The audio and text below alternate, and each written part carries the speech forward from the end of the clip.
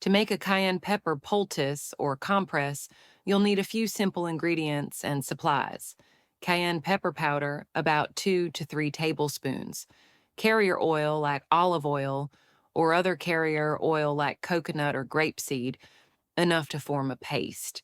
Supplies. You will need a pad or cloth for applying the mixture and tape to secure the pad. Here's how it's done. Prepare the mixture. Combine the cayenne pepper powder with the chosen carrier oil to create a paste. Apply to the pad by smearing the paste on the pad or cloth. Place the pad on the desired area of the skin. Use tape to hold the pad in place. Leave the poultice on for 2 to 3 hours or overnight. Remove the poultice after the specified time, and you can repeat the application. Be prepared for a warm or hot sensation on the skin, although it shouldn't cause actual burns.